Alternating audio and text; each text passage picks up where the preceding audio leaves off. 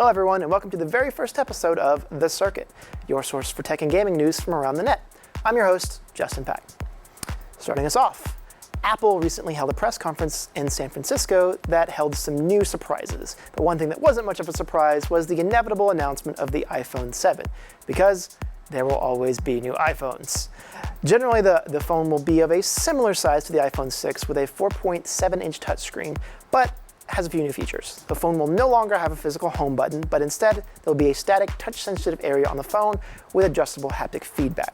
The phone will also be water resistant, a feature that's already implemented in some other Sony and Samsung devices. And you can ask Lil Wayne about that apparently, because he seems to like it. The camera in the new version has also seen some tweaks and upgrades. There's now optical image stabilization for longer exposures, a f1.8 aperture, a 12 megapixel sensor that is more efficient and 60% faster, better flash for low light environments. The new camera also includes a true telephoto lens, so now you can actually really zoom in, not just digitally enhance your photos. So pretty much in layman's terms, the new iPhone camera is going to make your Instagram profile pretty dope, I guess. Finally, and probably most controversial of the new features the phone will include is the removal of the standard headphone jack.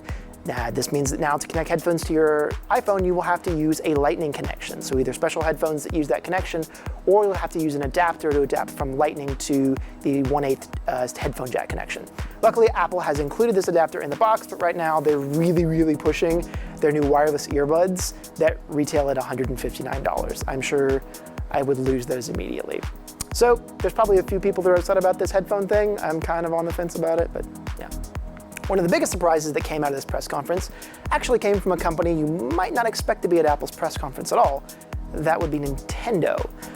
When talking about gaming on the App Store, Shigeru Miyamoto, creator of such iconic franchises like Mario, Zelda, and Donkey Kong, took the stage to announce that an official Nintendo Mario game would be coming to the App Store. Specifically, this game is going to be an endless runner type game, similar to something like Temple Run. And if that wasn't enough Nintendo in your Apple, John Hanke, CEO of Niantic Labs, took the stage and announced that Pokemon Go would now be compatible with the Apple Watch.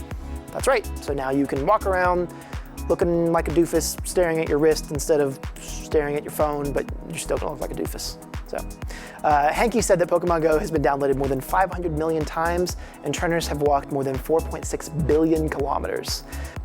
The new Apple Watch application will also allow players to see how far they need to walk to hatch Pokemon eggs and what Pokemon are nearby. Considering about a quarter of the player base for Pokemon Go has dropped off since the app's release, according to some estimates, it will be interesting to see if this integration will help extend the life of the app at all. My guess is probably not, because who has Apple Watches? I don't.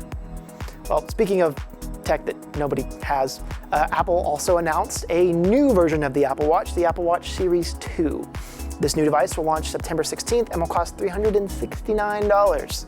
And like the iPhone 7, will also be water resistant. In the case of the watch, it'll be water resistant up to 50 meters. So you could conceivably go swimming with it on, although I don't know why you would. That seems like a risky thing to go swimming with $350 worth of tech on your arm. The new watch also features tools to track running and jogging paths, as well as a brighter screen so it's easier in daylight, which I guess would be good if you're running outside. There's also a new color available, ceramic. I don't know what color that's supposed to be, but it sounds fancy.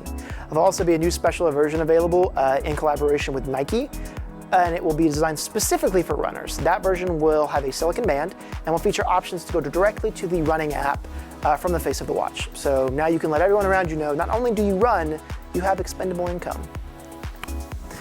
This announcement of the new series also came with an announcement the Apple Series 1 will be discounted $100 to $269. So maybe some people might buy an Apple Watch now. Maybe not. We'll find out. So that's enough about Apple. Let's talk about another monolithic technology corporation who held a press conference. In fact, right after Apple's was over, but on the other side of the country. This company would be Sony. Sony had a conference in New York with all sorts of information about PlayStation. Included in these announcements were 2 new versions of the PlayStation hardware. And even after all the high-profile leaks and a lot of speculation, Sony did finally unveil that there will be a new, smaller version of the PlayStation 4. This version is pretty much identical to the same, just with a smaller form factor and a few redesigns on the case. This new console, called the PS4 Slim, will come out in September 15th and will carry a price tag of $299. But why would you want to buy an old PlayStation 4 when you could get a brand new one for more money? This upgraded version of the PlayStation 4 hardware, previously codenamed PlayStation Neo, leaked months ago, and rumors about it have abounded since then. At the event though, Sony finally did confirm the existence of this upgraded console by showing off the PlayStation Pro.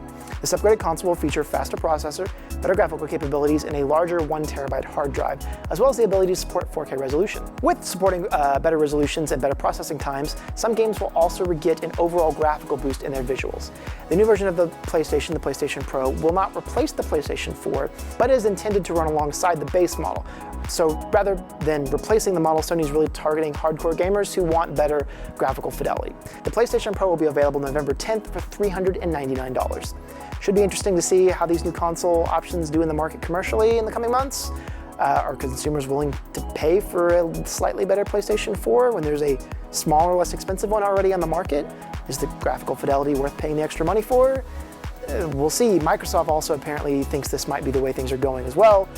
They're releasing a upgraded version of the Xbox One called the Xbox Scorpio sometime in the near future. Some analysts have even predicted that these incremental upgrades of consoles kind of is the end of the traditional hardware cycle where every couple of years you go buy a brand new video game console that plays new games. So, be interesting to see. Well, that about sums it up for this episode of The Circuit. Thanks for watching, and for more news on what's happening in the world of gaming and tech, join us again next week.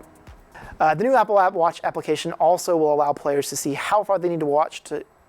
It will have a built-in GPS unit like the iPhone 7. It will also be water resistant. Oh no, I got my sentence in the wrong place. Included in these announcements were two hardware. No. Also features some cool new tools to track running and jogging paths for people who run. That's not what I meant. I'm sorry, runners.